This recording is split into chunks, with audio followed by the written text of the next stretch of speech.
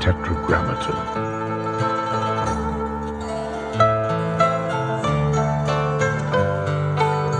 Tetragrammaton. Tetragrammaton. Tetragrammaton.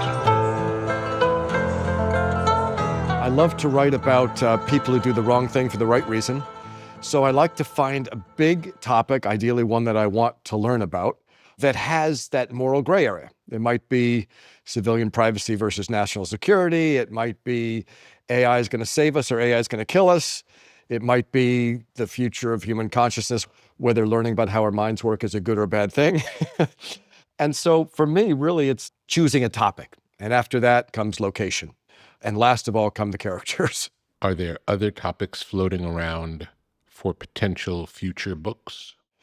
That's funny. Yes, there are, but the bar has gotten so high, having just written about human consciousness and before that AI. There are plenty of things that interest me, but it's very difficult to find something that I think resonates on the level of the influence that AI is going to have or the influence that understanding human consciousness is going to have. I do have some new ideas that I'm sketching out, but at the moment, I think I'm pretty tired. This book took 8 years. Wow. It was by far the most ambitious thing I've ever tried to write. And I also happen to think it's the most fun, but maybe that's just what every author says when they finally finish a book. I'm about midway through and it's a roller coaster ride. I can't remember going on a roller coaster ride as fun in a long time. So it's working. Oh, thank you. From you, that's very, very kind. You said someone who does the wrong thing for the right reason. Now, when someone does the wrong thing for the right reason, would that person be a hero or a villain? Well, that's right. That's the question. And that's you get it.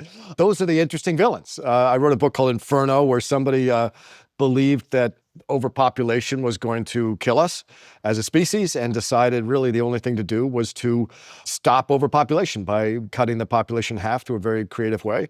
And it just asked this question of, if you could save humanity by exterminating half of the population, could you do it? Could you pull that lever? And that's just a fascinating question. It's funny, when I was researching AI, this is sort of along the same lines of the right thing for the wrong reason. I went to the Barcelona Supercomputing Center, talked to a specialist in AI. And I said, I don't understand why everybody's so afraid of AI. We're writing these programs. Can't we just write one line of code at the bottom of everything that says, okay, AI, do whatever you want, but it has to be in the service of humankind?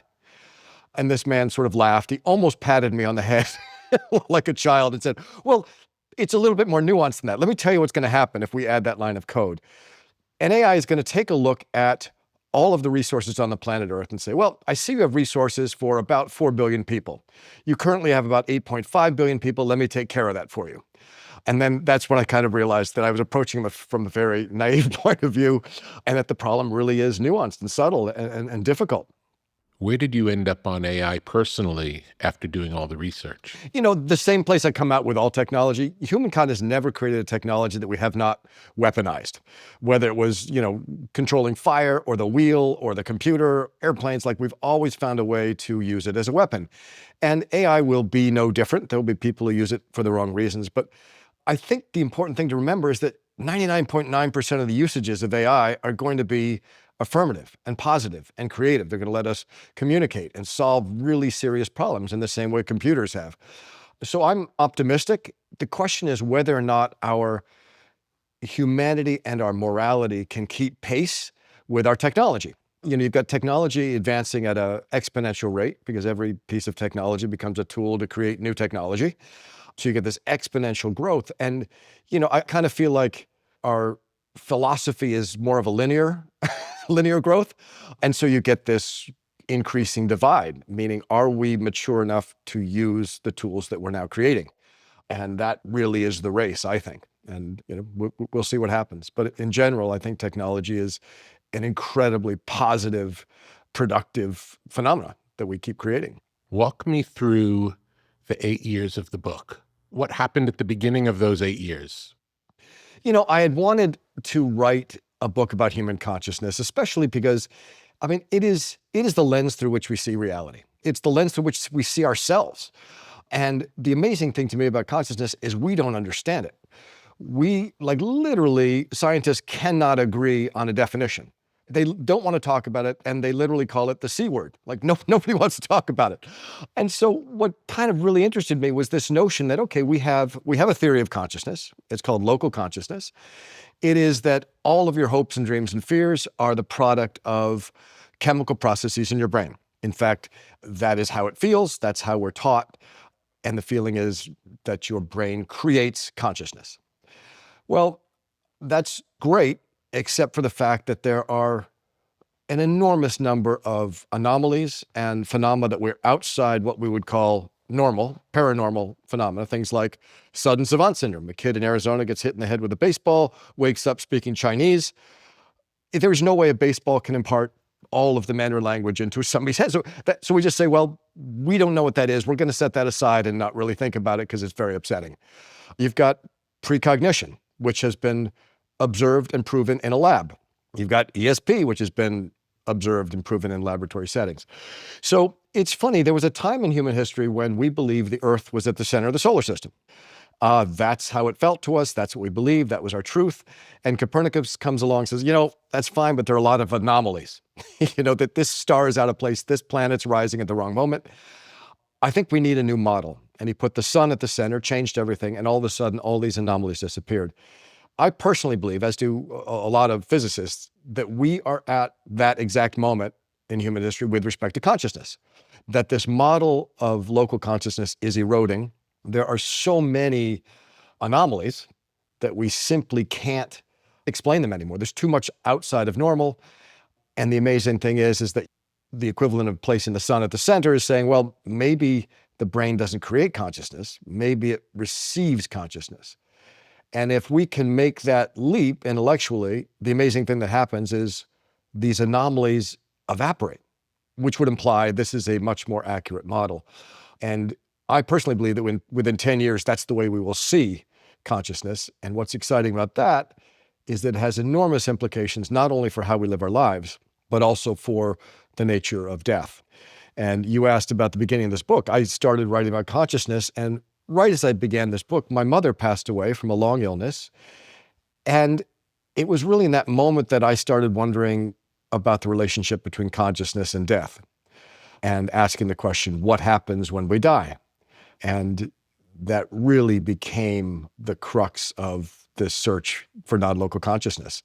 I'll just add that one of the difficult parts of writing the book and doing all this research was making sure that my desire for non-local consciousness and life after death did not color the way I was interpreting the data. And if you would ask me 8 years ago what happens when we die, I'd say nothing happens. It's death. It's the end. It's blackness. We're computer cables. We're computers whose cables have been cut.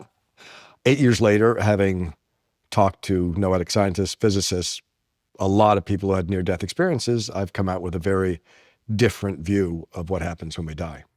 And you're probably happier and will likely live longer because of those beliefs.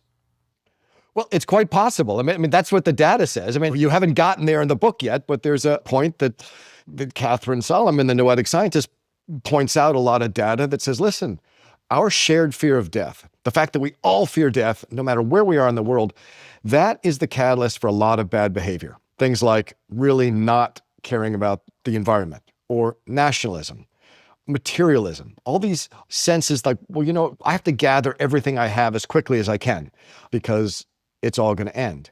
And when we start to understand that this life may be one stop on a longer journey, a lot of that bad behavior evaporates and we actually become a more enlightened species.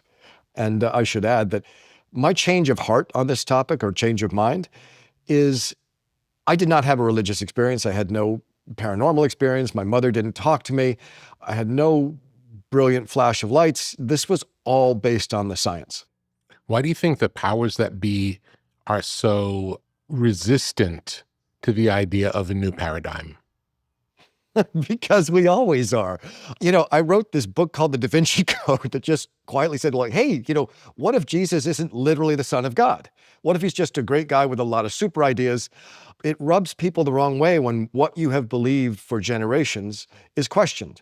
And, you don't have to look any farther than Copernicus and Galileo and Bruno to know that, hey, if you question the way things are, even if your new model makes perfect sense, there's a lot of people that aren't going to be happy. I've already experienced that even with this book, which should not be controversial in any way, but scientists, particularly materialist physicists, who've spent their entire life looking at the world a certain way, writing about the world a certain way, they've won awards based on what they have decided the world looks like. And they really don't like people coming along and saying, actually, what if it's this way? I mean, even if it's just some random novelist, and I mean, not a particle physicist, just some guy who says, hey, there's a lot of evidence to suggest this. So that's been kind of an interesting journey to talk to materialist physicists who aren't thrilled. Has any of your work ever been either censored or banned anywhere in the world? Yes, Da Vinci Code was banned all over the world. That was pretty serious, actually. It was banned and burned, and it was kind of an interesting journey because my first 3 novels sold no copies. They were commercial failures. And I wrote Da Vinci Code, and it found an audience very, very quickly. Just the stars kind of aligned. It wasn't anything particularly special about that book because the other 3 books all went to #1 after that. I didn't change a single word. And I've had people say, oh, Deception Point, that second book you wrote, I like that better than Da Vinci. So it was just one of those things that it landed at the right moment in the right way. But I was not used to people hating me, threatening me, feeling like I defended them. It didn't occur to me that was an offensive concept. And I guess that was naive because I've certainly known a lot of very religious people. I wrote it in what I thought was a respectful way, but it really wasn't received that way by a certain portion of the population. Although the most mail I got was from Catholic nuns saying, thank you for reminding the world of the sacred feminine. Thank you for reminding the world that we used to live in a world of goddesses, and now women are unfit to stand behind the altar and give communion, even if they've quite literally married Jesus and given up their lives. And so that really resonated in a positive way for women in the church. Have there been any other Christian groups that rallied around the book? Sure. It's funny. I was in Boston shortly after that came out, and I was on one side of the street, and I saw a priest looking across the street, and he came across the street and said, "You're Dan Brown." And I thought, uh-oh. He said, "Listen, I just came over here because I've got to thank you." I thought, okay. He said, every Thursday night we have Bible study, and every Thursday night I got the same 12 people who come. And last week I said we're going to talk about the Da Vinci Code. I had 409 people show up. We had to move into the sanctuary to talk about it. He goes, this isn't how I imagined talking about these topics, but your book gave me a platform. I don't agree with it, but it gave me a platform to talk about it, and it's gotten people excited and asking that all-important question of why do I believe what I believe? And I've said this many times that we worship the gods of our parents. And that, if I could speak to a room in Boston, Massachusetts, predominantly Protestant or Catholic, and say, look, if we'd all been born in Tibet, we'd have a very different idea of religion. Of course. This is our culture. It's not the absolute truth. In Rome, there are Da Vinci Code tours where you could see all of the famous sites that took place in the Da Vinci Code. And it feels like people are celebrating it. Yeah, I mean, certainly there are a lot of people who celebrate it. I mean, we've made motion pictures, we've made TV shows, there were 100 spin-off books, there are tours. It's interesting, it's one of those books that even people who don't read much have read. And the interesting thing now is that the book's over 20 years old, and there's an enormous part of the young population who has never read it, who are now rediscovering it. And I talk to young people all the time who said, when did this get written? Because this feels like it's right now. Yes. Except for the fact that there are no cell phones. All of your books feel like right now. Digital Fortress is about what's happening today.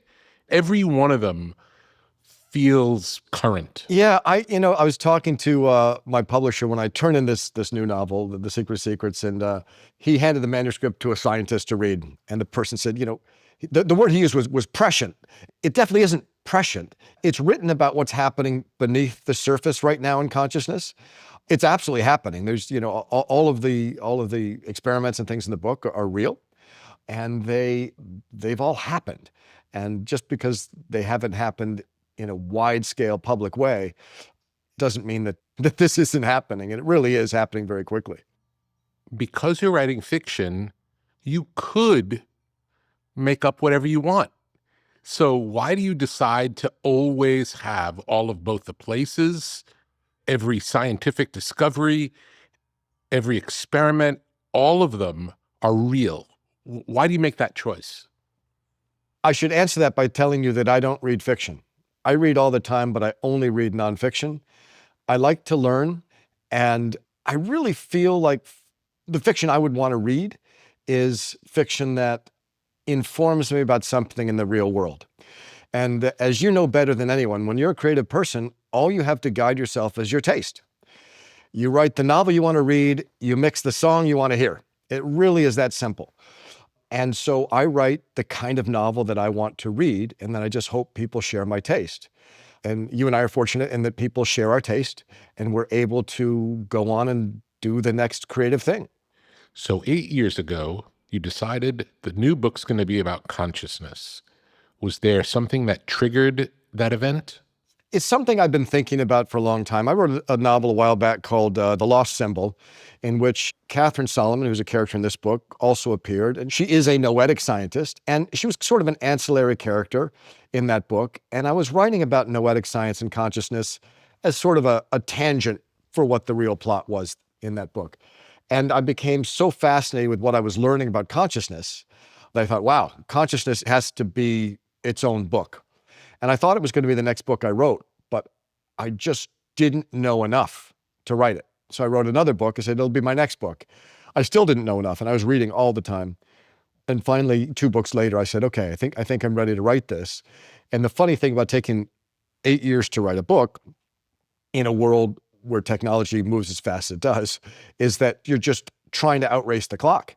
And you'll hear about something in year 4 and go like, oh, wow, I need to go back and rewrite chapter 3. In fact, I need to add 3.5 and 3.6 in between. And that was inspirational and also a little terrifying to constantly be reading, please don't publish anything about this. This is so cool. I want my readers to read it here first. Yeah. So it was kind of fun. So you have the overall concept. Do you know the whole story in advance? Where do you start? So, okay, it's going to be about human consciousness. And the next thing I do is I say, where is it going to be set? I like to write locations as characters.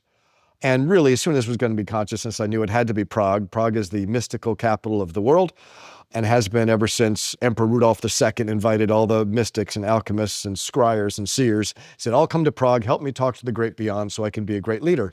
And that's where they all came. And that really, Prague, I'm sure you've been there, it's a very mystical kind of feel to it. And it also is the home of a character that we can talk about later, about the golem who plays a role in this, who really is a beautiful foil for a lot of what's happening in the world of consciousness. It is a monster made of clay that a Jewish rabbi brings to life using Kabbalistic magic, writing Hebrew words on his forehead. And this monster was a protector of the Jewish people. And he turned this monster on and off kind of like a radio, kind of like a receiver, kind of like the consciousness was being received and he was turning it on and off. And that had real implications for this book, as well as this character being a protector, as a foil for another character who sees himself as a protector. So between Prague being the mystical capital and beautiful, and also having the golem, I just knew it had to be Prague. And at that point, I said, okay, how do I make human consciousness, which is a very ethereal subject, urgent, understandable, concrete, and how do you turn it into a thriller? And one thing I learned pretty quickly is, if you write a novel where you put an antimatter bomb in the Vatican and, kill cardinals on every hour, the book pretty much writes itself. You try to write a book about a concept, very spiritual and scientific concept that specialists can't even agree on, it might take you 8 years. Yeah. And that was not 8 years just sort of fooling around now and then. That was 8 years, 7 days a week, often 8 hours a day of trying to get this right. And with every book, there is a moment, and I don't know if it's the same way for you in music, but there's a moment when you just suddenly understand how to do it. And in this book, that breakthrough was realizing, okay, Catherine Solomon has written a manuscript about all of these advanced theories, and that this manuscript disappears and she disappears. And that gives me an excuse for Langdon to constantly be trying to figure out what's in this book. And that was how I made consciousness relevant to the reader. And without it, it just is sort of a chase with a bunch of lectures attached, and that doesn't work for anybody. So that was really the breakthrough that let me write the book. Did that happen before you started writing Word One? No, it did not. It's funny, I always write the ending first. My mom was a musician, and I grew up a musician. I played piano since I was a little kid. I've written music, and I'm amazed how similar creating music and creating novels is. You really have to understand structure. This gets to your point of what you do first. You can't write a piece of music without understanding structure. And you also can't write it without understanding things like thematic material that appear and disappear. They repeat at just the right moments with some space in between. You've got to understand dynamics. You can't write 3 chord chases in a row, and you can't write, 3 fortissimo tutti sections in a row. So there's just a lot of crossover. A good melodic line asks a question, gives an answer. A good paragraph asks a question, gives an answer. So when it came to writing the structure for this book, or any book, I kind of look at it as just writing the final measures of a song, or whatever your piece of music is. And you may get there at the end and say, oh, this actually has to be a little bit different. But at least tonally and rhythmically and sonically, like you have some idea where you're headed. And then you try to rewind in novels, you try to rewind as far as you can away from that. So you start at point A and end up at point B, and there better be a lot of trouble in the middle, a lot of obstacles that can only be solved in creative, interesting ways. I don't know if you've read Ian Fleming. I mean, we've all seen the Bond movies. You don't watch a Bond movie to find out if he defuses the bomb and gets the girl. You're pretty sure that's what's going to happen. You watch to find out how. How's it going to happen? And so that really is what you do when you're writing novels. You come up with creative hows. The what is a foregone conclusion. Your hero survives, the villain is dispatched, and he gets the girl. In 99% of the stories that we tell as human beings and have been telling since we sat around fires. Is it obvious how many beats there are going to be between this beginning that's as far away from the end and then the ending? Are there going to be 10 events? Or are there going to be 50 events? And when do you know, and what shapes those?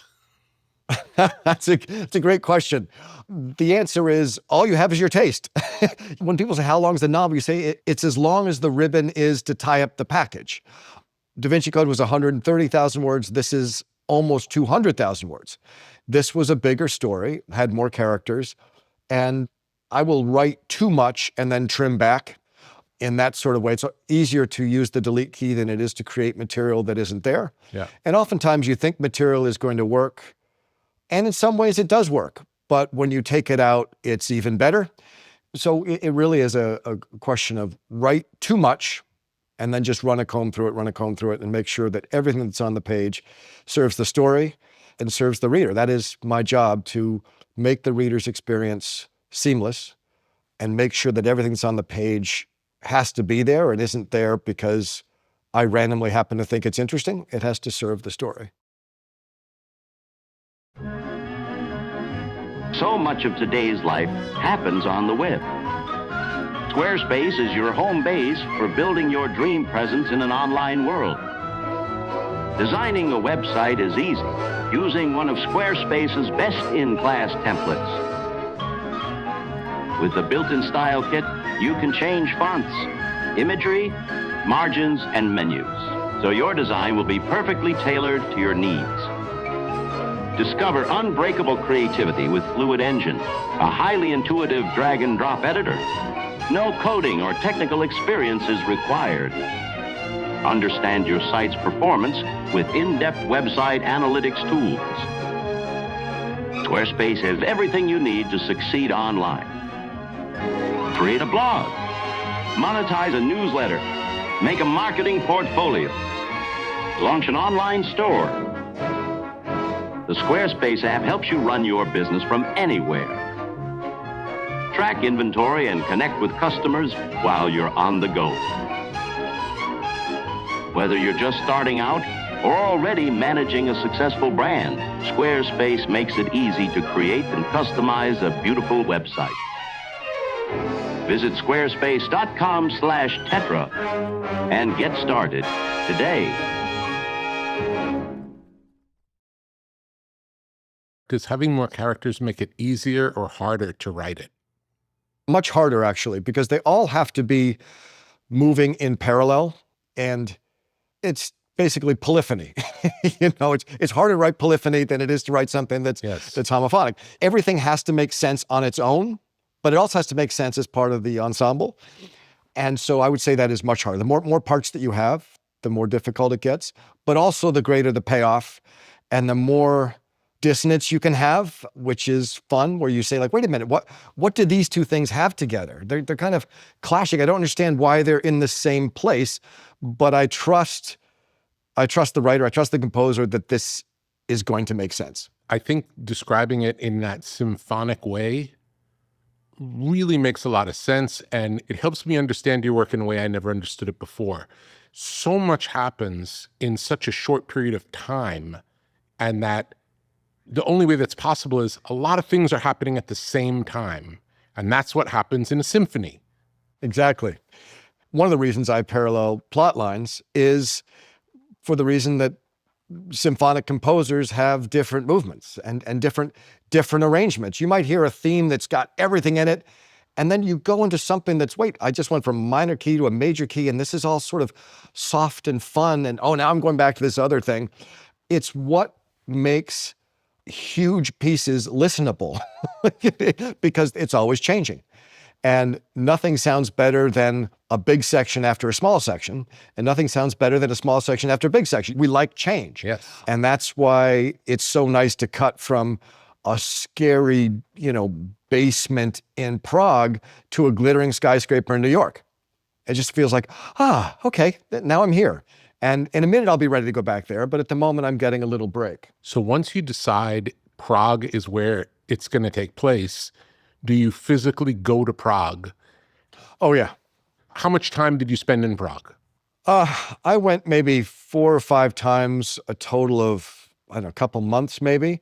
But I also have a great Czech editor who really helped me be efficient, helped me get to the right people, see the right things. So, before I go, I read everything I can about Prague and say, like, okay, so what are some of the locations I absolutely need to show readers?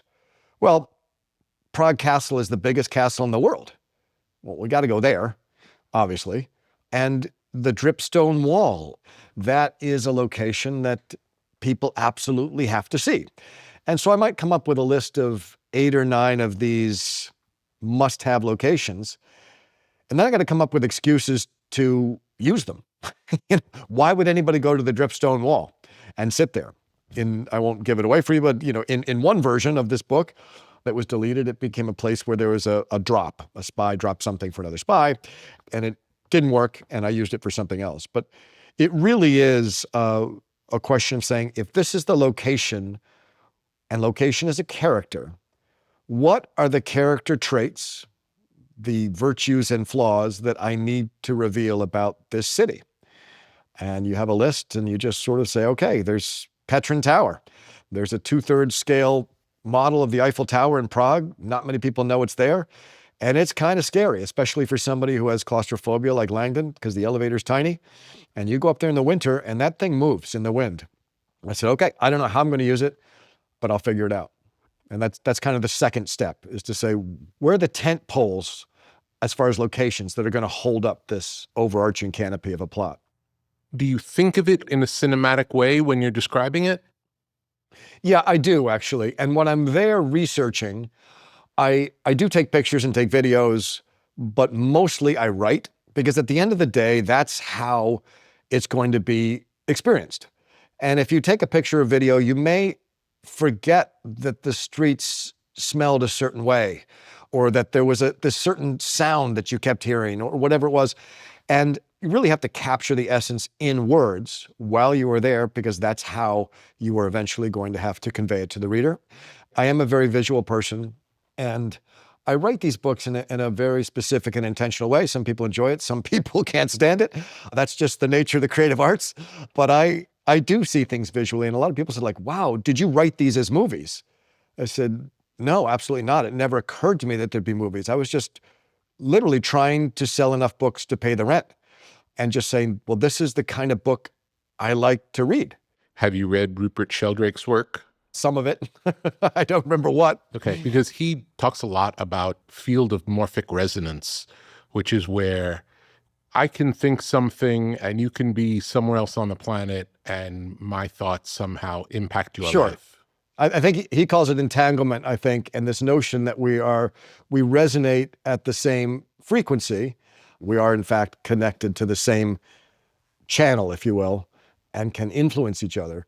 And, physics is known for almost 100 years that human thought affects physical matter. I mean, the double slit experiment proved that a long time ago, and we've proven it over and over. And there's something called the delayed choice quantum eraser. And it is the double slit experiment where you don't choose whether or not to watch until after the particle has chosen to be a particle or a wave. And every time it chooses right. It's just this bizarre, how does it know? And nobody's quite sure how it knows. But that's just another one of these anomalies outside the normal. And another reason that a lot of people are thinking that we need to look at consciousness in a different way, and certainly Sheldrake does, and the whole concept of frequency and resonance seems to be at the core of not only things like Tesla and even Fermi, but right back to the early religions. Wow. This notion of, we created the world with a sound. When do the characters get names? Immediately. I mean, there are characters who are unnamed, and that is my way to tell the reader, hey, don't worry about this person. He's either not coming back or he's going to die, or he's not important. Don't clog up your RAM trying to remember who this is. When I name a character, I usually name the character in a way that, at least for me personally, conjures an image. There's somebody in this novel named Finch, who's ostensibly a dangerous character. We're not sure, but he's slight and kind of bird-like, and I named him Finch. I often name characters after friends or family, or in fact, in Angels and Demons, I killed off most of my college professors, one by one, and, which was pretty amusing. In Deception Point, there's a geologist named Charles Brophy who was my geology teacher at Amherst College, and in the prologue, he is thrown out of a helicopter into a deep crevasse, and I got a note from him that I think all it said was, "Is this because of the B-?" or something along those lines. It was very, very funny. My assistant is in this book, Susan Morehouse. I call her Housemore in this book, and I had to tell her that I've got good news, bad news. The good news, you're in the book. There's some bad news too. Would you like me to take you out? She said, of course not. It would be a great honor to meet whatever horrible end you have in store. So people tend to think it is a joke. They understand the joke. And I never kill anyone I don't like, only people I love. So. And when you're creating a character, is it usually based on a person you know? Yes, but it's usually a blend of people. I grew up on the campus of Phillips Exeter Academy, a prep school here in New Hampshire. And my dad was a teacher. My mom was an educator. And all of the adults around me were educators. They were all teachers. And so when it came time for me to write a hero, even in Digital Fortress, I wrote a teacher. And it's funny, when we made the movie Da Vinci Code with Sony Pictures, there was an arrangement, a legal document that said, Langdon cannot suddenly in the movies learn how to use a gun. He can't become a martial arts expert or learn, to drive cars like a lunatic and get away from things. He has to get out of situations using his head. That's his superpower, and that's never going to change. He can't be violent. And part of that was to preserve the character, but also part of that is because I think readers like that. Most of us are nonviolent people, and we need to use our heads to sort of figure out all the obstacles that come our way in life. And you want to feel like, hey, I could be Langdon. I mean, I probably could have figured that out. That's what we want to feel as readers. And so for Langdon, I wrote all the adults I knew as a kid that I respected were professors. And for the, if you've read my novels, Langdon's very lucky in love. At the beginning of every novel, he meets a beautiful, brilliant woman who has the exact skill set he happens to need to solve his issues of the day.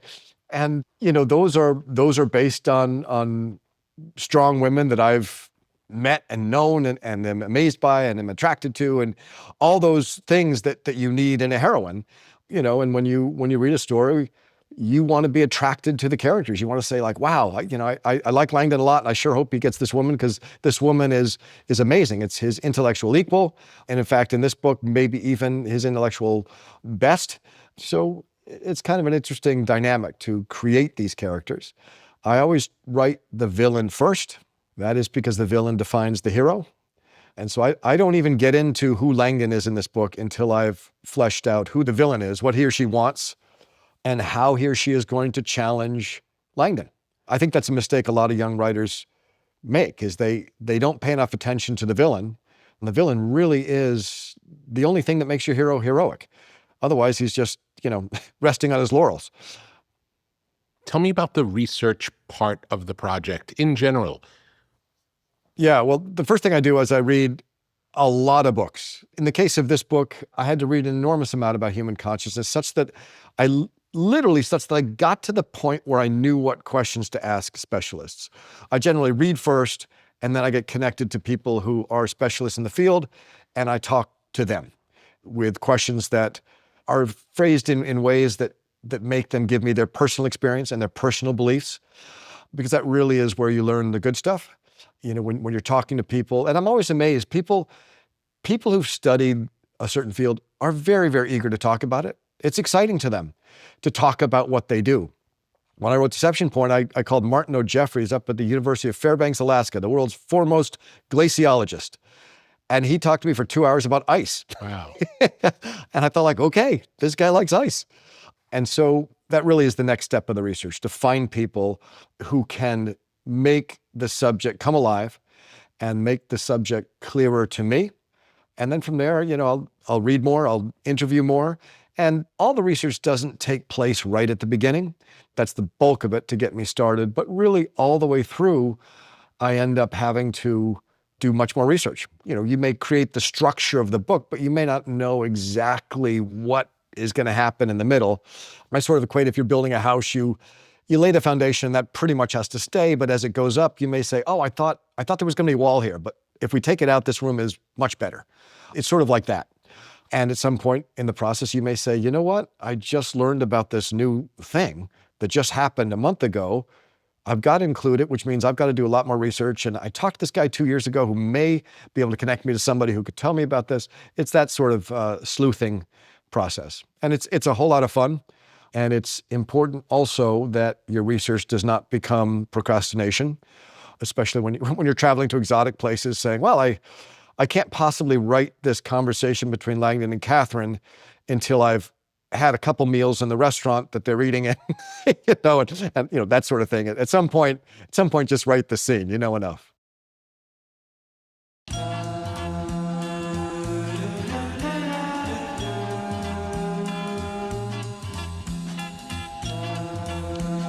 LMNT, element electrolytes. Have you ever felt dehydrated after an intense workout or a long day in the sun? Do you want to maximize your endurance and feel your best? Add element electrolytes to your daily routine. Perform better and sleep deeper. Improve your cognitive function. Experience an increase in steady energy with fewer headaches and fewer muscle cramps.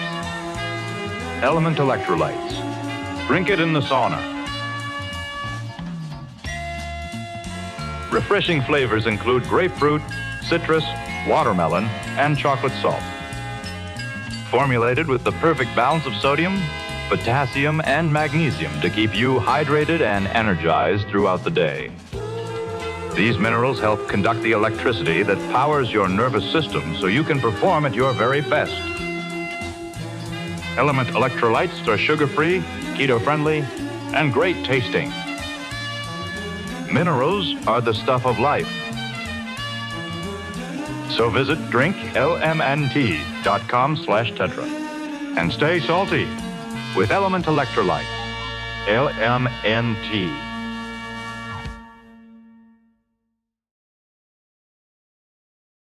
How often do you start and then abandon a project? How often do you start and abandon a project? It's rare that they're truly abandoned. I'll start something and then it doesn't work, but then 10 years, 15 years down the roads. Like, remember that thing we were thinking about 10 years ago? Maybe that'll work. Yeah, it's the same here. The difference with novels is you might get 2 years into it. Yeah. And I've never abandoned a novel halfway through it. I've certainly felt like it and had to take a long walk and really do that mind exercise of, okay, so you go home and you call the publisher and say, hey, I'll give you all the money back. I'm not interested in writing this book. That call in my mind is generally far more painful than it is to write the book. And I just get back to work. Yeah. So, I mean, not about the money, just about the failure. And I wouldn't have started the book if I didn't think it had promise. And the devil is always in the details. It's always about the execution. And people come up to me and say, oh my God, I've got this great idea for a book. And I always feel like saying, well, then you should go write it, because there are a lot of ideas. It really is how you do it. It's just like if somebody came up to your party and hummed a melody and said, like, you got to make this into a song. It's perfect. It's like, well, it's a little more complicated than having a melody or having an idea. There's a lot of execution that goes into it. As you're working on the book, does it get easier or harder? It's kind of funny. The beginning is by far the most difficult because you're making a lot of big decisions that have repercussions over the entire novel. Mm-hmm. Who is the villain? Where is it set? What is the hook that pulls you into the story? There's a point, I would say about a quarter of the way through the book, where everybody's moving in the right direction. You've established everyone's motives. And then it's a question of just, how do you make it interesting? How do I get through these obstacles in an interesting way? That is the easiest part of the book. Interesting. Because you've got everything rolling. And then you hit a point about, I don't know, 3/4 of the way through the book, we're like, okay, I've got, 37 loose ends and plot threads that need to all be tied into this one concept in a way that nobody sees coming, in a way that's satisfying and intellectually challenging and fair to the reader. I'm not sort of bringing in magic in a book that has no magic. And that's when it gets hard again. Do you keep track of all of the loose ends? I do it in my head. I know this book so well because it's all I do that I really know where everybody is at every time. And I will make notes. I use a lot of color coding when I write. And I may just write a line in blue that I know is a note to me that says, double check that this twist is explained later. Mm-hmm. Don't just take it for granted that the reader is going to accept that this happened. You've got to explain it. So there are a lot of notes like that. But for the most part, I do know pretty much what's going on at all times. Can you let go of the story when you're not at your desk working on it?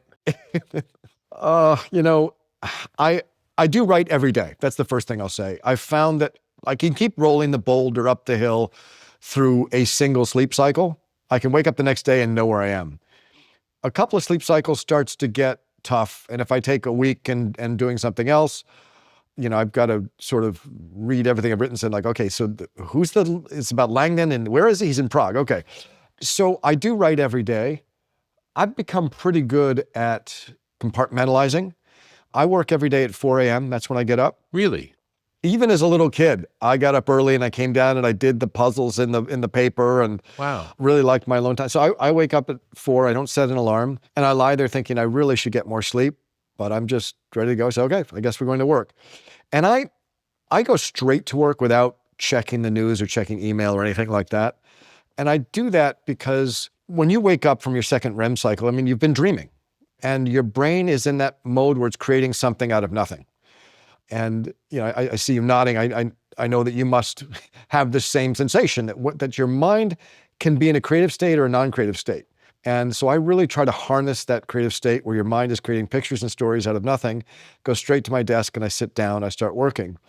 The other thing I do is at the end of every writing session, if I finish a chapter, I will write the opening paragraph of the next chapter, such that when I come down in the morning, the tone is already set, and I know that transition from chapter to chapter will be smooth. I don't have to go back and read and say, no, what was the vibe here? I'll write whatever the right thing is to start. And then that way I come down and say, it's like setting the table for breakfast. You arrive and the table's set. So those are two things that I do consistently, is write early in the morning and finish in a way that prepares me for the next day. And when I'm done work, which is usually around noon, I work at one end of this house, and I walk the other way and I pass a piano. And I will sit down for 30 or 40 minutes and just play piano. And it's the way, I'm not sure what it is, maybe you can tell me what it is about making music, even just improvising, that brings my brain back gently to the real world. Yeah. And then I can go out and, face actual people. That's a beautiful practice. I love hearing that you play piano after a session to reset. It's beautiful. Yeah. It works for me. How did you get into the habit of writing such short chapters?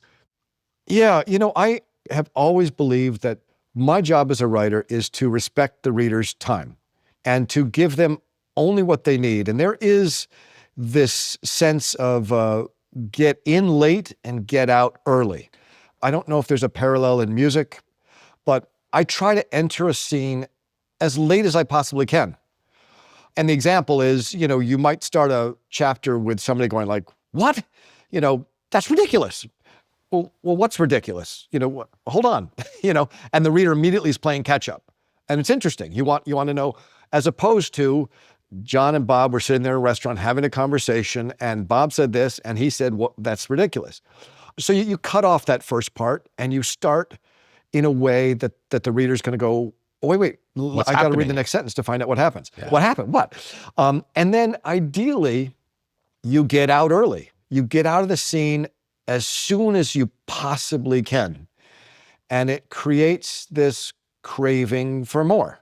It's not a Beethoven's Ninth ending where you're like, is it over yet? It just keeps going. You just want that feeling of, oh, I've got to hear the next thing. I've got to see the next words. So those are two things that I try to do, and that results in short chapters. I have a fairly short attention span. And again, just getting back to writing the book you want to read, I like short chapters. It makes me feel like I'm moving quickly through a book. It challenges me, and you're always getting something new. It's the reason I think MTV did so well. If you don't like this video, the next one's is up in 3 minutes. Yeah. Did you learn that from anyone, or it was just intuition? I definitely did not learn it. I grew up reading the Hardy Boys, which were just kids' thrillers, really. And because they were for kids, those chapters were fairly short. Mm-hmm. And when I wrote Digital Fortress, I just sort of said, this is how I think it should go. It works. And it was really a pretty naive thing to, it's funny, I should tell you the story. When I graduated from college, I had studied music composition and writing composition. And I said, I don't know what I want to do. I love them both. I want to do something creative with my life, should it be music or books. And I decided music was going to be much more fun. So I moved out to LA, lived at the Franklin Regency, which is the armpit of America, and I was a songwriter.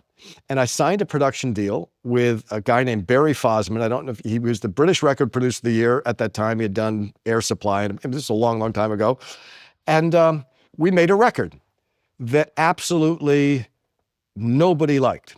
I shouldn't say that. Nobody bought it. And it was right at the dawn of the rap craze. And nobody wanted another Elton John or another Billy Joel or whatever I was trying to be. Everything was changing, as you very well know. And I thought, okay, so that didn't go very well. Maybe I should write a novel. And I wrote Digital Fortress, just had an idea, wrote it. And the first publisher in New York who saw the manuscript bought it. And I thought, wow, book publishing is so much easier than music. The book came out, and about 10 people bought the book. I think 5 of them were my mother, and it was a commercial failure. And so I wrote another book, Angels and Demons, and that was also a failure. Wrote another book, Deception Point, that was a failure. And it really wasn't until I wrote Da Vinci Code that I had an audience. And I remember when I finished Da Vinci Code, and they published an advanced reader's copy, and I sat down and I read it.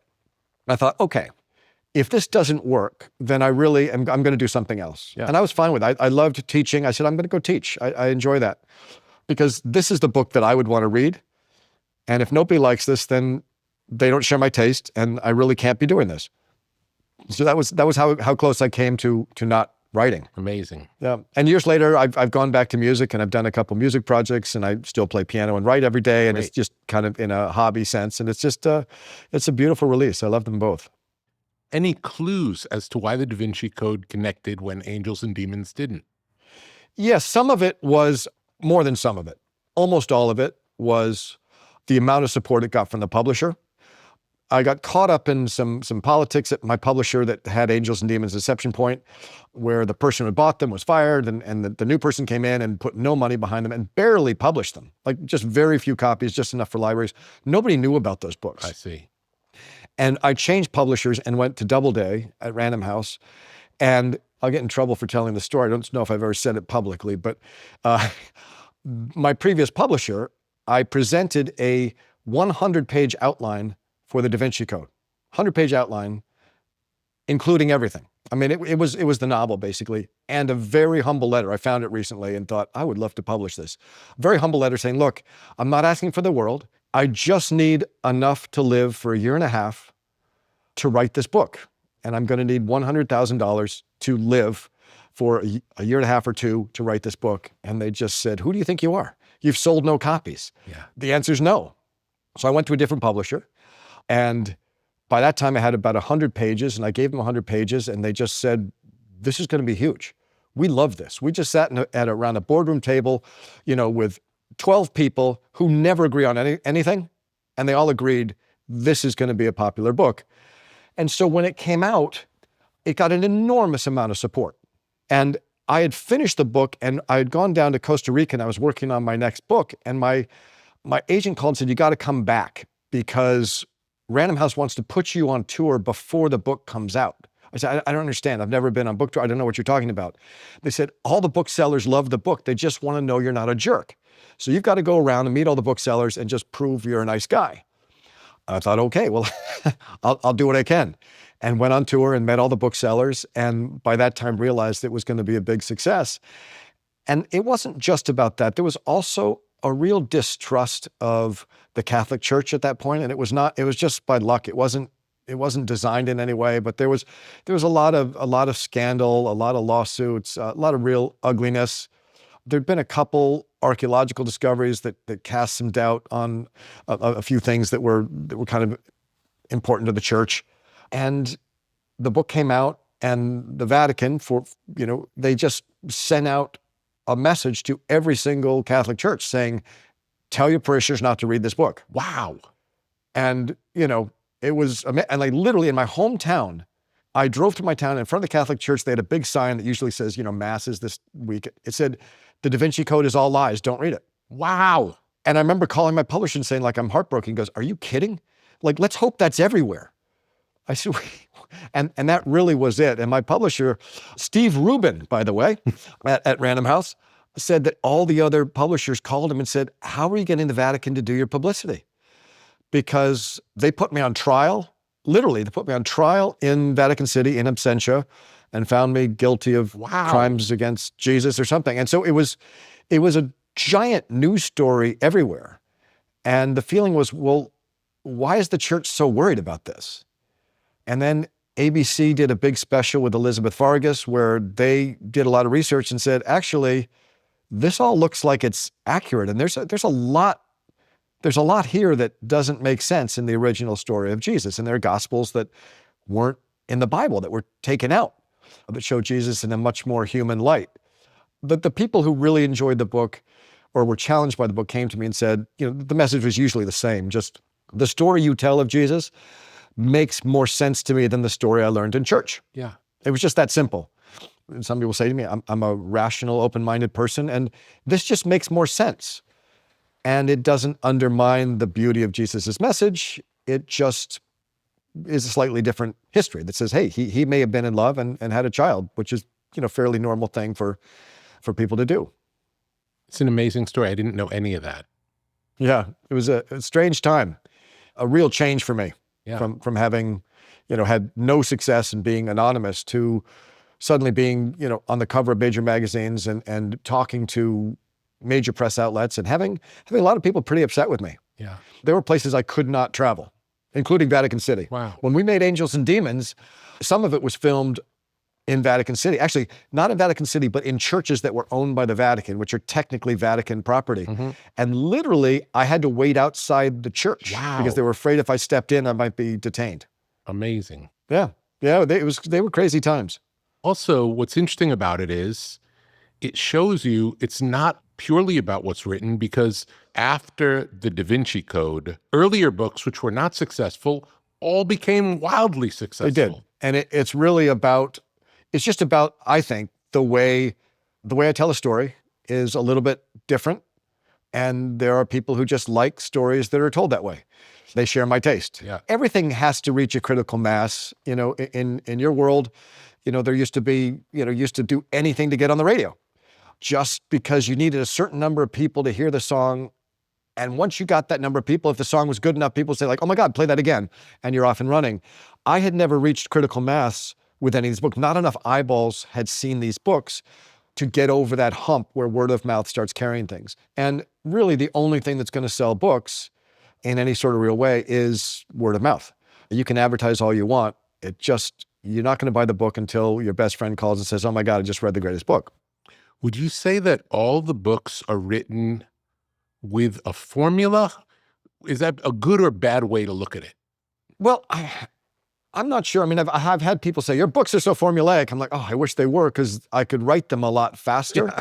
I mean, certainly there are recurring themes. You know, Langdon is challenged by a shadowy villain. He's got a love interest. There's a European city, usually. And oftentimes, whoever did it is not the person you think did it. Those are pretty common in most thrillers. I don't feel like there is a formula. And if there is, I wish somebody would just write it down and send it to me. Because, I mean, I struggle with all of these books. I really do. This one in particular. Yeah. So I see formula as I won't say an insult, but it's intended that way, I think, when people say it. Anybody can do this. Just, you know, plug this in, plug that in, and you got your book. I don't see it that way, but, you know, maybe I'm missing the forest for the trees. I'm not sure. In the wake of the success of your books, have there been copycats? Yeah, tons. And my editor, Jason Kaufman, said after Da Vinci Code came out, every day he'd get, you know, the Bernini cipher, the Michelangelo conundrum. You know, everybody had an idea of how to turn, you know, one of these into a thriller. And there have been a few people who've done it with some success. Steve Barry's been successful. I can't really think of anybody else who has had a lot of success trying to do this. But yeah, there's a lot of copycats for sure. How did you decide the golem would be a character in your book? I've always been fascinated by that story, and I've written about Kabbalistic magic and Kabbalism, and it's always been something that's fascinated me, and I covered some of it in The Lost Symbol, something called The Ancient Mysteries that are tied to Jewish mysticism.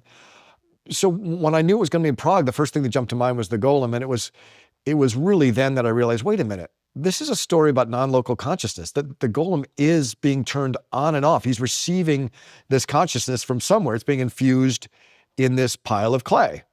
And it's also a beautiful story about, you know, this rabbi's protecting his people, and this golem goes a little crazy. It's sort of it's a cautionary tale, but it's also a beautiful story. And I just knew that I wanted to use that piece of history in this novel, and it fit perfectly. You mentioned model names or brands like Vanquish swim goggles. Are these all products you use, or do you think my character's going to swim? I'll research what a knowledgeable swimmer might choose. Exactly. It's the latter. In the case of Vanquisher goggles, I'm not a very good swimmer, and certainly don't swim like Langdon does. And I literally called a couple of students over at Phillips Exeter that I happen to know who are on the swim team. And they're fantastic swimmers. I said, listen, what would this guy wear? And they told me. And I literally gave them credit in the acknowledgments. Yeah, that's great. Georgie Vinci is one of them. And that's how I do it.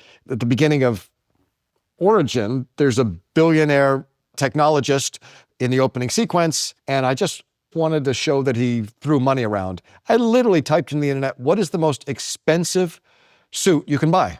And they said, it's the Nicotine whatever. And so that's what he wore. And when the book came out, I was touring in Spain, and I stayed in a hotel, and right next door was a Nicotine store with that page blown up huge. Wow. And I got to my room and there was a letter from them saying, we want to make you a suit. Wow. So now I have a Keton suit, Cool. which I insisted, I paid for it. Yeah. Because none of these are paid endorsements in any way, and I want to be able to say that forever. Most of these people have no idea I'm going to use their product. A lot of people said, like, why do you take so many endorsements?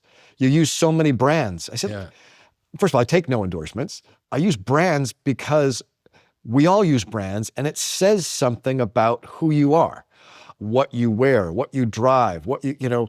And the fact that Catherine carries a Sienna bag rather than a Louis Vuitton bag says a lot. She doesn't waste money, but she has a sense of style. Yeah. It really is that simple. They are specifics that carry a lot of information. They really do. And it makes it more real. I agree entirely. It's funny. They are kind of symbols in a way. I mean, I write about symbols, and I'm fascinated that two intersecting lines, you know, in the form of a cross can carry, you know, 2 millennia of information. You know, just those 2 lines, you look at it and it just conjures this huge picture. It's different for all of us. And brands really are the same way, that a Nike swoosh carries a certain vibe or a certain amount of information. And brand names just do that. And that's why they are so incredibly valuable and why companies spend an absolute fortune to make sure that your brand and your logo is in front of as many people as possible. Do you ever write something and feel like I've gone too far? Sure. It doesn't happen often, but I usually pull it back. It's very rare that my editor will get something he says like, no, that's just over the top. There is one scene in Angels and Demons that in retrospect, I'd probably rewrite just because it's a little over the top. But I would say of everything I've written, that really is the only thing that I can look back and go like, a little bit of a stretch. And what's kind of strange, we live in this post-truth world where fact is stranger than fiction in many ways. I mean, I don't talk politics ever. I'll just say that from a creative standpoint, if a few years ago I'd written a novel about a bunch of militants who took over the Capitol building, my editor would go like, that's ridiculous. That's insanity. It would never happen. And now writers are having to work twice as hard to write anything that stands out as interesting because what's happening every day is pretty interesting. Yeah. So these are strange days to write fiction in just because there's so much happening that feels like fiction all over the world, not just here, everywhere. In a world of artificial highs and harsh stimulants, there is something different, something clean, something precise. Athletic nicotine. Not the primitive products found behind convenience store counters. Not the aggressive buzz that leaves you jittery, but a careful calibration of clean energy and focused clarity. Athletic nicotine. The lowest dose tobacco-free nicotine available. Made entirely in the USA. No artificial sweetener, just pure, purposeful elevation. Athletic nicotine is a performance nootropic. Athletic nicotine is a tool for shifting mindsets. Athletic nicotine is a partner in pursuit of excellence. Slow release, low dose, gradual lift, sustained energy, soft landing, inspired results. Athletic nicotine, more focus, less static. Athletic nicotine, more clarity, less noise. Athletic nicotine, more accuracy, less anxiety. Athletic nicotine, from top athletes pushing their limits to artists pursuing their vision. Athletic nicotine offers the lift you've been looking for. Learn more at athleticnicotine.com/tetra and experience next level performance with Athletic Nicotine. Warning, this product contains nicotine. Nicotine is an addictive chemical.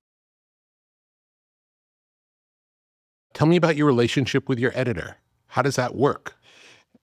Yeah, well, he's become my very best friend. He and I are absolutely on the same page. We share the same taste. And we really bonded over the Da Vinci Code because it was a tough book to write and we both worked hard on it. And there was a moment when we gave it to the senior publisher at Random House. And this man said, I love this book, but I need you to make a change. All of this happens in 24 hours, which is unbelievable. I need it to happen over the course of a week. And Jason and I looked at each other and said, not going to happen. this is the book. So we went to him and said, I'm sorry, this is the book. And he said, wow, okay, here we go. It came out and it did pretty well. Yeah. And he took us aside and said, whatever you do, just do that. Yeah. And we were never questioned again. And all of these books take place in increasingly compressed time spans. And it's one way to really challenge the craft, to challenge the form. How much can you pack into 12 hours? Yes. And there was that great show, 24, that Grazer did. It just made everything feel urgent, like it's happening right now. And that's the way I write. And the funny story about how Ron Howard and Brian Grazer ended up with the Da Vinci Code to make the movie is Brian Grazer called me. I'd never met him. And he said, I just read the Da Vinci Code and we want to buy it for a season of 24. Wow. And I said, what's 24? And he said, it's this show with Kiefer Sutherland and we want Kiefer to be Langdon and we're going to change a few things, but that's what we want to do. And I said, I doubt it. Call my agent. And they did and said, John Calley at Sony Pictures has already spoken for it. It's being sold right now to Sony as a major motion picture. And Grazer said, then can we make it? And that's how all that happened. And I think they also felt like the subject matter was so controversial at that point that if they got Ron Howard, sort of America's favorite son, and Tom Hanks, how could anybody complain about it? It somehow made it safer. Yeah. The movie was still boycotted and all that, but it was a really interesting choice. And of course, Tom Hanks is just such a great actor. He's somebody you like to watch, think. And so that was kind of an interesting time. And I remember the first night on set, we were at the Louvre and we were filming inside the Louvre after hours. We went in at 8 o'clock when they closed and we were there until about 5 a.m. every night. And the first night we were there, two things happened. One is Rita Wilson, Tom Hanks' wife, said to me, Dan, have you ever been on a movie set? I said, no. And she laughed and said, just so you know, this isn't how it usually happens. Your first day on a movie set is not usually the Grand Gallery of the Louvre with Tom Hanks and Ron Howard. Usually you're out in Palmdale in the desert with, somebody's in a bikini screaming because a giant snake is eating her, whatever. And it said, you've sort of started at the top. This is a funny, and I thought that was funny. But we were filming that night and there was a moment when I just sort of wandered off. I'm sure you've been on movie sets. It's much less exciting than you would imagine, just same thing over and over. And I just wandered off and I found myself in the Salle des Etats with the Mona Lisa, all alone, just standing there with the Mona Lisa. And actually they had used that room as storage. It was just filled with gear. It was crazy. And there's the Mona Lisa. And I remember thinking, what a life moment this is. Amazing. And at that moment, sort of outside the door, an albino monk goes running by. And it was obviously the actor, Paul Bettany, and I thought, wow, a few years ago, I was sitting all alone in the dark and I just pictured this and now I'm standing here and it's really happening. And that was a very strange thing for a writer to have all the things that are in your head suddenly right in front of you. Yeah. Now when you think about Langdon, do you picture Tom Hanks? I don't. I know a lot of readers do. Yeah. But I wrote a lot of books before Tom played Langdon and I spend so much time with the books and so little with the movies. Tom's great and all that, sure. but I still think of the same Langdon I had when I first started writing. He really hasn't changed. Do you remember what the seed idea of the Da Vinci Code was? What got you started on the book? Sure. I studied art history at the University of Seville in Spain. As one of I took a school year abroad and went over, listened to a ton of flamenco and read a ton about art. And it was the professor who showed us The Last Supper and said, yeah, there's this crazy theory, but this is actually not a prophet. It's actually Mary Magdalene. And if you notice, it does look a lot like a woman. And, there's a fair amount of evidence. And there's this book, Holy Blood, Holy Grail. So I was interested and I read Holy Blood and I thought it was interesting. And I just had it in the back of my head and then saw a special about the sacred feminine, this idea that religion has become a male-centric phenomenon everywhere. And that women really have been subjugated in a spiritual sense compared to where we all started. And I realized that there was this fusion of ideas there. And that was really where it came from, this notion of the sacred feminine, the Last Supper as a clue left by Leonardo that women are in positions of power in his church. Beautiful. It's such a great story. I read Holy Blood, Holy Grail as well. Yeah. Well, it was interesting. That book, a little behind the scenes, that book had been out of print when Da Vinci Code came out. Wow. And I mentioned 3 books in the novel. At Lee Teabing's house, Chateau Villette, there on the shelf is The Templar Revelation, something else, and Holy Blood, Holy Grail. And they were 3 books that were influential on me as I wrote the book. Yeah. And that was my sort of thank you to the authors. And the first 2 authors sent me thank you notes and flowers or something. And my attorney called and said, hey, we heard from the guys who wrote Holy Blood, Holy Grail. I said, oh, is it chocolate or flowers? They said, it's a lawsuit. They're suing you. Wow. I said, they're suing me. Their book's been out of print. It's at the top of the nonfiction list. They're making millions of dollars a month. What do you mean they're suing me? They said, nope. And they sued me. Wow. And yeah, it took a year of my life, and I had to defend myself in the British High Court and won. They were really just shaking the tree, hoping I'd fold. Yeah. And I just said, no, this is absolutely in no way plagiaristic. And I mentioned you in the book, like, what are you doing? Yeah. In the UK, it's loser pays. Wow. And yeah, they went broke on that lawsuit. It Wow. was a really ill-advised thing. It was unfortunate. It was sad for everybody. Crazy. Do you think that art can predict the future? Yeah, sure. I mean, art imitates life and life imitates art. And art is that place where we get to imagine. What if? You get to imagine how it is. And I get to build a world that is based on reality, but it's not reality. It's reality with a little something else. And these books all seem to take place, a year from now. That's sort of how I think of them. And usually that's because what I'm writing about that's real is part of an undercurrent. It's not really all that public yet. And all this stuff from The Secret of Secrets, I think, will become very, very public in the coming years. And I won't ruin the story for you, but there's a lot of interesting stuff in the second half of the book that you kind of go, wow, like that's happening? And it really is. It's amazing. And all, I think, incredibly positive. I'm optimistic about the future. Besides waking up at 4 a.m., are there any habits in lifestyle choices that you make that support your writing? Yeah, I really believe there's a connection between mind and body. So I work hard to stay in shape. And some of that, I've got an antique hourglass on my desk, and every hour I stop and do push-ups or sit-ups or stretching or whatever, just to keep the blood moving. Because I will often write 6, 7, 8 hours, and that you can really just, your heart rate can almost stop at that rate. So that's one thing I do. I try to eat very well. I start the day with a spinach smoothie or something and just sort of try to give myself a little bit of brain food. I have been known to use gravity boots to hang upside down.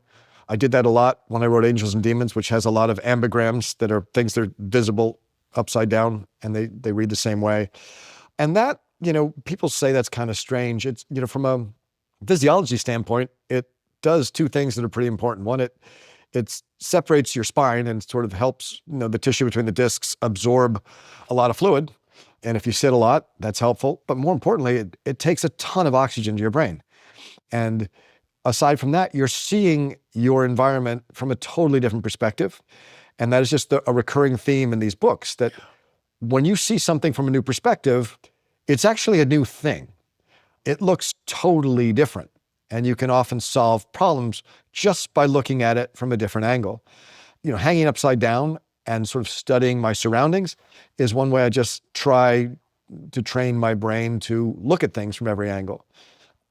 What's it like seeing a book of yours turn into a movie? Yeah, it's funny. Before I signed a movie deal, my entertainment attorney was a big powerhouse in New York, really great guy. He said, hey, before you do this, let me just tell you that the best you can ever hope for as an author when you get into bed with Hollywood is someday you see a version of your book you hate. They said that's the best case scenario. Usually it dies in production or development and all that. And it's kind of funny. I did not want to make a movie. When Da Vinci Code came out, a lot of people wanted to make a movie, and I said, I want to write a bunch of books and then make movies at the end, because what happens, and we just talked about it a minute ago with picturing Tom Hanks, the great thing about books is that they're different for every person. The experience is different because you're bringing your imagination to it. You picture a different Langdon than somebody else. And this happened with Harry Potter. Everybody pictured Harry Potter a different way until the movies came out, and then everybody pictured the actor from then on. And I said, I don't want to do that. And I got a fax. That'll tell you how long ago it was. I got a fax at my home number from a very big movie producer, not Ron and Brian, somebody else. This was right before that, who told me, Dan, I know you don't want to make a movie, but this is such an important story. It's a touchstone of humanity, and you need to, for the good of mankind, for people who don't read, you need to make this movie. And I read this fax and thought, yes, for the good of mankind, I have to make the Da Vinci Code into a movie. It was just absolutely playing on my ego. And I went and saw this man, and we did not strike a deal. I didn't like him at all. And at that point, John Kelly at Sony had decided he wanted to buy it. But that was what pulled me in to making movies, saying, actually, there are a lot of people who don't read. And maybe this story is kind of important, and it's changing the way people think about religion, and it's challenging them to say, this is why I believe what I believe, and maybe we should make a movie. And so we did. But my first instinct was not to make a movie. And I always use this a physics analogy that when a book is turned into a movie, the wave collapses and all these potentialities cease to exist, and it just becomes one thing. Yeah. And I didn't want to do that. But in the end, we did, and it was a great life experience. In fact, I don't hate the movies. I've come to understand that they are totally different tellings. And I had a cameo in the Da Vinci Code. And so I was going to be talking to a talk show host, and I can't remember his name. He was on set by chance. And we were all set to have this conversation on camera, and we were walking to set in full makeup, and he had one of the first BlackBerries, and he was looking down at it, and he walked into a piece of scaffolding, hit him right in the forehead, and knocked him out. So they bring him back. Time is money on a movie set. They're like, hey, we're waiting. And he said, I'm fine. They put on some more makeup. We did the scene, but he was just dingy. The scene was terrible. And I wasn't really any better. So when Ron called, he said, hey, you'll notice that your scene isn't there. It's because it was too long, that the movie's just too long. We're trying to cut it down. I had to tell my dad the same thing. He's not in it. So that was kind of a funny moment. But when they showed me the first cut, it was 3.5 hours long. Wow. And I was living in New Hampshire, and somebody flew out with a briefcase. In it was their own DVD player. I remember the briefcase being handcuffed to him. I doubt it was, but that's sort of my memory. It was sort of that sort of thing. Yeah. Came in, super secretive. They played a 3.5 hour cut, and then he broke the DVD and took the pieces in the DVD player and left. And I called Ron. He said, what do you think? I said, it felt like 1% of the novel. Like, where's the rest of it? It felt like it had just glossed through all of it. He said, you wait till we get this down to 2.5 hours. And that's the experience. That is just, it all happens so fast. And you also have no control. It's a much different experience. As an author, you are in control of all things. Literally every single aspect of this artifact is because of you. You make all the decisions. And the movies, there's the guy who cuts Tom Hanks's hair who made a decision.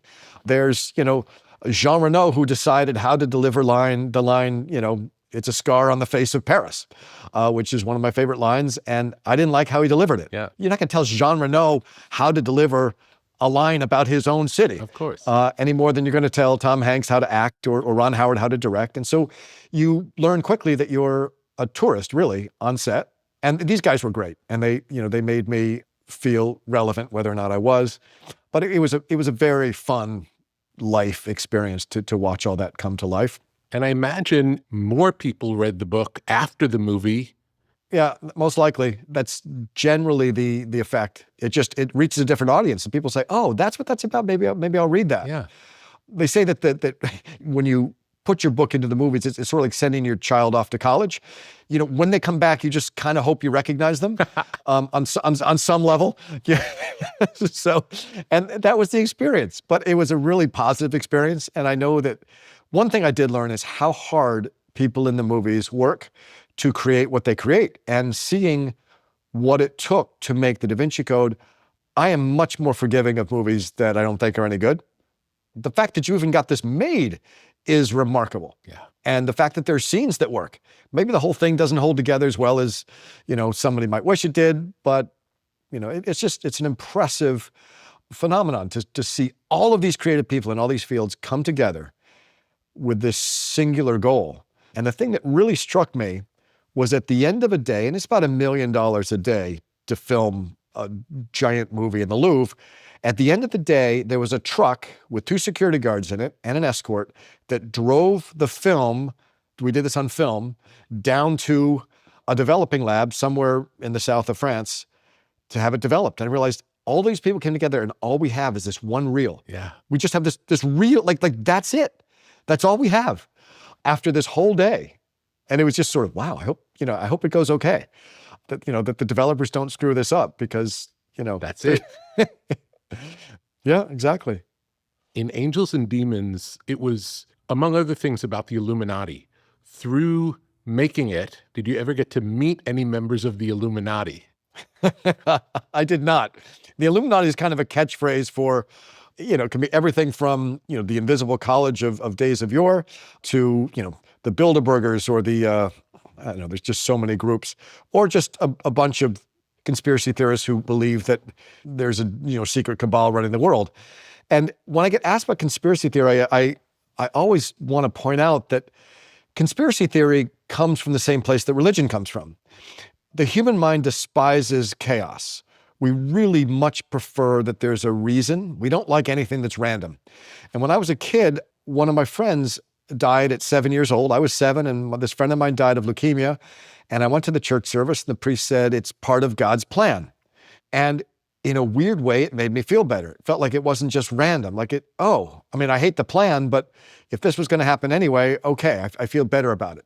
And that is, in many ways, the function of religion. If you're on a bus, you want to know somebody's driving the bus. You don't want it just sort of hurtling along, going in random directions.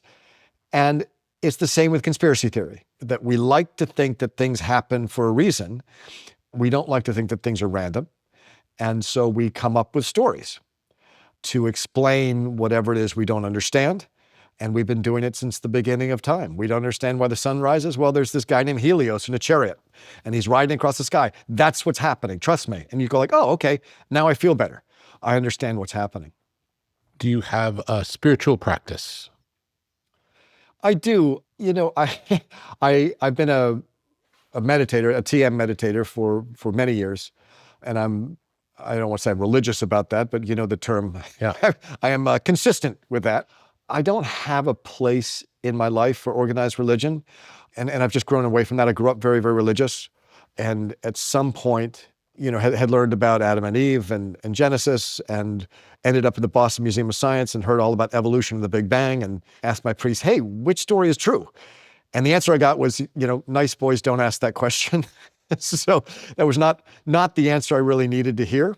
And I moved immediately into science. My dad was a mathematician, or is a mathematician. He's 89, still super sharp. Great. And I moved and studied a ton of science, studied physics, cosmology, and started to learn in college that the deeper you go into things like physics, the more spiritual the discussions start to become. You start going full circle, and you've got uncertainty principles and margins for error, and numbers become imaginary numbers, and all gets very, very soft very quickly. And my mom had a great way of saying, she said that science and religion are really just 2 different languages attempting to tell the same story. And I always thought that was a beautiful way to look at it. So in some ways, I see a passion and an interest in science as spiritual. My dad has always said mathematics is beautiful. He actually is a best-selling author himself. He's written 13 best-selling mathematics textbooks, and jokes that my books keep people awake and his books put them to sleep. So we've got a perfect father-son synergy there. How did you come to learn TM? This is a crazy story. A fellow writer, Harlan Coben, he and I were fraternity mates at Amherst College, and he likes to go on talk shows and say, not only am I not the best-selling author in my university, I'm not the best-selling author in my own fraternity. And he has a lot of #1 bestsellers, so he's a good guy.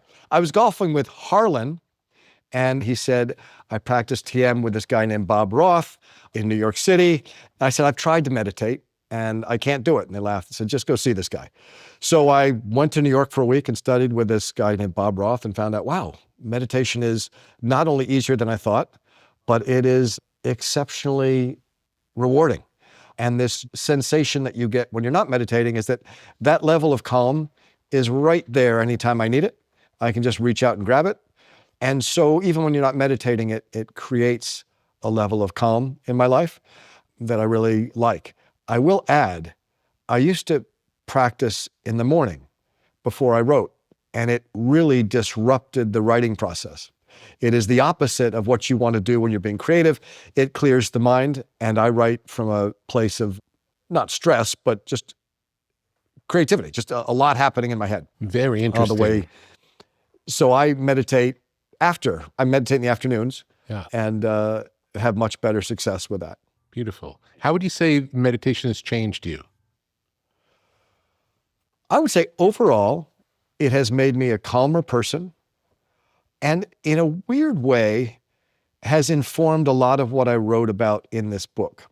I've never had an out-of-body experience, but a deep meditative state, as I'm sure you're aware, feels out of body. Your body will disappear. I don't have a point of view outside my body. I just feel like it's just your consciousness is sitting there or hovering there without a physical form.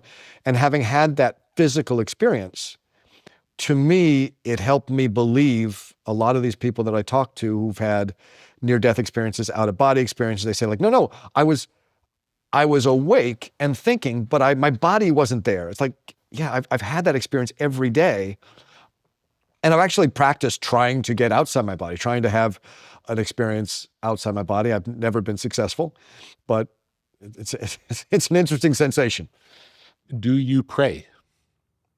That's a really good question. I think I do, but it's usually just in the form of gratitude. Yes. I don't remember asking for anything. I remember just instinctually wanting to be thankful to whether it's some power that I don't understand or whether it's just the luck of the universe for all the wonderful things that have come my way in life. And yeah, there have been challenges, but overall, I just feel so fortunate every day. And I think that for me is just sort of looking up at the stars and saying thank you is my form of praying. Tell me about codes and maps. Well, I love them both.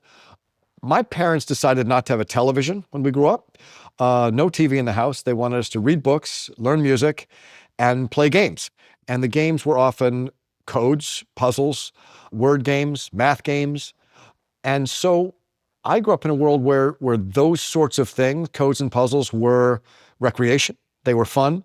On Christmas morning, we would come down to get our presents, and there'd be no presents under the tree. There would just be an envelope. And you open the envelope, and there would be a poem inside that was some sort of puzzle, a riddle. And I remember one year had something to do with where you would keep the letter T. And we figured out it was in the kitchen in the tea container.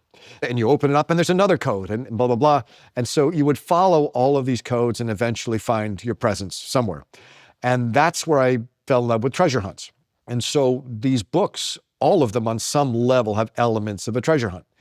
My dad, I found out years later, he went to University of Rochester, then went to Harvard grad school in mathematics and ended up being recruited by NSA and decided not to work as a code breaker, but to work as a prep school math teacher, which was his first job and his last job. And he was there, decades at Phillips Exeter and loved it. But mathematics, codes, and ciphers became a really, really big part of my life from a very young age. And I'll also say that mathematics is a symbolic language and music is a symbolic language. They both are very, very explicit and very descriptive, using no words at all, which is pretty interesting. Yeah. I said when I was growing up, my parents, had no TV. And my mom was a professional organist and had her master's in sacred music. We had no radio. We just had a record collection. And so for the longest time, I thought music was classical music. And that's all we had. Well, actually, we had Herb Alpert and the Tijuana Brass. That was as far away from classical as we got. Good choice. And yeah, it was great. Peaches and Cream, that was the album that I remember loving. But at some point, I heard the Beach Boys. And a whole world just opened up to me. And I just became really, really passionate about pop music and listened to tons and tons of it. But when I was really little, I listened to classical music and read picture books. That was my recreation. So I have all these fond memories of reading Richard Scarry or Dr. Seuss and listening to, 1812 Overture or whatever. I used to like whatever was loud with a lot of timpani. That's what I like to listen to. And so a few years ago, I decided I wanted to create a children's book, a picture book, with classical music that went with it. Great. And so I wrote Wild Symphony, and just had a great time doing that. And it's a kid's symphony. It has 22 movements, I think, each one inspired by an animal. They're short, like the chapters in my book. They're all 3 minutes. And there's a picture book that goes along with it. And it was just this incredibly cathartic project to be able to really reconnect with my youth. And I forgot how much I love creating music, the process of writing it, and then, of course, the process of recording it with an orchestra and hearing all the things you hear in your head come to life. That was an enormously inspirational project that I really enjoyed doing. Beautiful. How different is the music you hear in your head versus the orchestra playing it? Yeah, it's kind of funny. I try to orchestrate this stuff myself. In Logic Audio, I'll write the violin parts, I'll write all this stuff. I have a sort of a MIDI version of what it will sound like. Mm-hmm. And then I go to a professional orchestrator who says, hey, this is nice, but a bassoon can't do that. And flutes can't actually play that high. And the choir's going to kill you because you gave them no time to breathe. So, they take it up to a level where it can actually be performed. And then when you sit down and listen, I would say it is markedly different because of the humanity that professional players will bring to every single line. Yeah. The sum of the parts is the whole is greater than the sum of the parts in some strange way that's one of the magical things about music. You can take your favorite song and pull down all the faders and listen to every individual track. Oh, here's the bass track, not that good. Here's the backing vocal. Oh, geez, not that great. And you put them all up and it's perfect. And that is, I wish writing books were a little more like that, but it isn't. Do you break any of the rules that you taught when you were a teacher in your novels? Oh boy, I'm sure I do.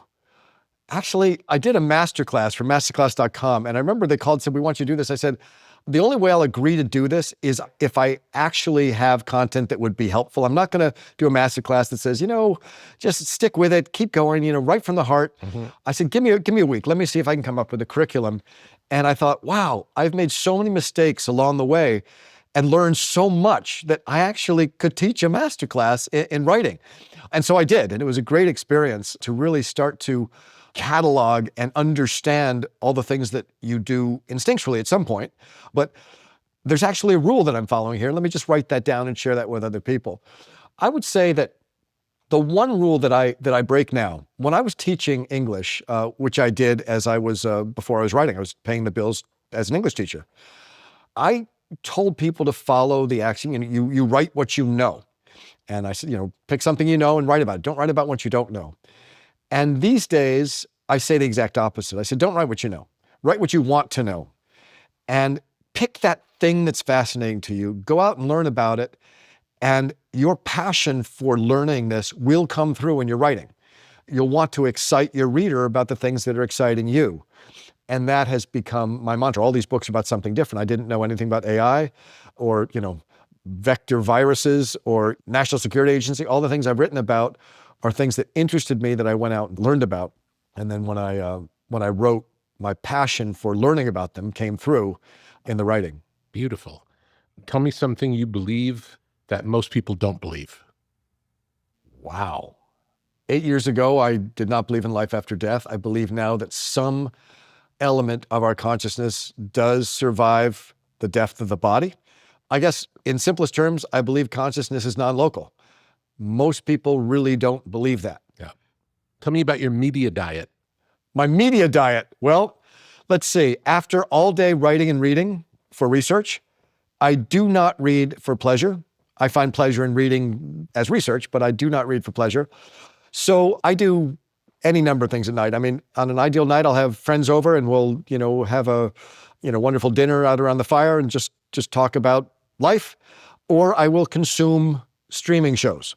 I love storytelling and I like to see how other people do it. And there's so much great television, so many great movies. And you even learn from the bad ones. I remember I was down in Anguilla once and walking the beach and I ran into a woman named Esther Newberg, who is a famous literary agent. And I said, how weird is it that we meet on this deserted beach? And we got talking about what shows we were watching. And she said, how weird is it? We used to say, what are you reading? Yeah. And now we all say, what are you watching? And she said, I just finished a show called Breaking Bad. I said, oh, what is that? And she said, she basically described, tumbleweeds and methamphetamines. And I was just like, yeah, I'm good. I don't, not my thing.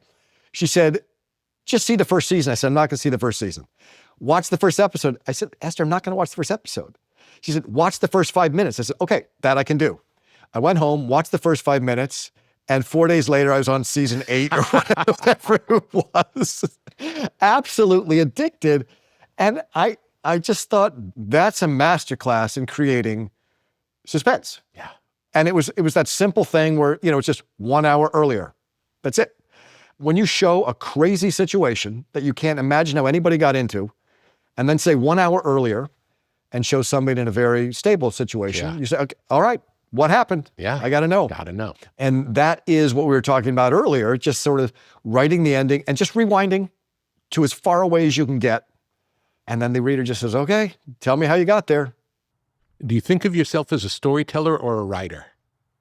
A storyteller, for sure. Yeah, writing is the process by which you tell a story. And I try to make the writing as transparent as possible, such that you read every sentence once. You don't have to go back and sort of figure out what I was trying to say, because I've used an elegant syntax or a giant word, or the writing is really just the way that you impart the information. The information is what's important. And there's many kinds of writing. There's literary fiction, which is, where the craft itself is part of the art form. And that's, a beautiful thing and fascinating. That's not exactly what I do. Mm-hmm. How has the process of writing each of the books been the same, and how have they been different? I have always believed that you can't do something as much as I write without getting better. You would hope that whatever you do in your world, you just get better and better at it. And so with every book, I try to set a higher bar. And by a higher bar, I mean write about something that is more difficult, or compress the time frame, or add more characters, or have a twist that's even tougher to pull off. And this book has quite a twist that was very difficult to pull off, and also very, very gratifying when I finally figured out how to do it. So they're all the same in that you are at the core trying to get somebody excited about a relatively esoteric topic. Yeah. Cryptography, artificial intelligence, the ancient mysteries, the history of Jesus. That's what's the same. And what's different is really the structure gets more and more complicated with each book. Secret of Secrets is a great title. When did that come to you in the process? What's fascinating is when I was writing The Lost Symbol, I was really struggling with it. That was the book that followed the Da Vinci Code. Mm-hmm. And I remember sitting down, and for about a month, I really struggled. I was very self-aware, and everything I wrote, I thought, oh my God, millions of people are going to read this. Is that good enough? And as you know, as a musician, you cannot be self-aware when you're being creative. You can't think about how to swing a baseball bat, or how to play a guitar lick, or how to write a book. You have to sort of fall into that zone where it's just sort of happening. And I'd become very self-aware, and I was crippled by it. And at some point I realized, wait a minute, all of these books have gone to number one, and all I did was write the book that I wanted to write. So just do that and you'll be fine. And then I was fine. I was writing the book, but it's a pretty difficult topic. And somewhere along the way, while I was writing The Lost Symbol, I had to convince myself I could do it. And I didn't have the title, The Lost Symbol, yet. So what I did is I just took a novel of somebody else and put a book jacket on it called The Secret of Secrets. That was the title of the book I'd decided. The Secret of Secrets. And every morning I would just hold it and look at it and say, okay, this exists in the universe. I can feel the weight. The book exists. I just have to go find it. And it was just one way of, I don't want to say tricking myself, but really sort of tying into that universal feeling of hey, everything's been done. Time moves in two directions. It's really there. You're just going to go find it. And it was called The Secret of Secrets. And so I have a book in this library, actually behind me, called The Secret of Secrets that is, 19 or 20 years old. And I did not call that book The Secret of Secrets, nor the next book, nor the next book. And I always knew I'd write the book The Secret of Secrets. And now I have. I love that And I should tell you also, I also have in that book, The Secret of Secrets, I printed a New York Times bestseller list, photoshopped The Secret of Secrets in on a certain date, and the date is 20 years ago. And I have that, Secret of Secrets #1, and next to it now I have The Secret of Secrets #1 on the New York Times from today, 20 years later. And they're sitting side by side, and whether you want to call it, hard work, manifestation, precognition, I don't know what it is. I mean, to me, it represents hard work, but it is kind of eerie to look at them side by side and feel 2 decades having passed. And in my mind, I held this image very, very clearly of a book called The Secret of Secrets being a #1 bestseller, and now it is.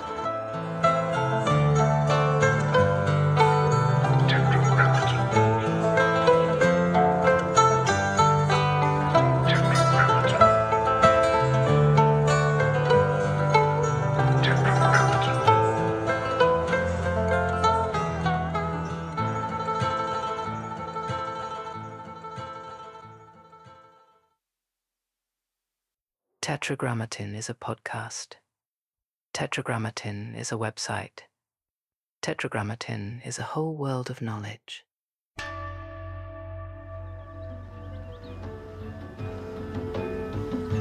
What may fall within the sphere of Tetragrammaton? Counterculture? Tetragrammaton. Sacred geometry? Tetragrammaton. The avant-garde? Tetragrammaton. Generative art? Tetragrammaton. The tarot? Tetragrammaton. Out-of-print music? Tetragrammaton. Biodynamics? Tetragrammaton. Graphic design? Tetragrammaton. Mythology and magic? Tetragrammaton. Obscure film? Tetragrammaton. Beach culture? Tetragrammaton. Esoteric lectures? Tetragrammaton. Off-the-grid living? Tetragrammaton. Alt spirituality? Tetragrammaton. The canon of fine objects? Tetragrammaton. Muscle cars? Tetragrammaton. Ancient wisdom for a new age. Upon entering, experience the artwork of the day. Take a breath and see where you are drawn.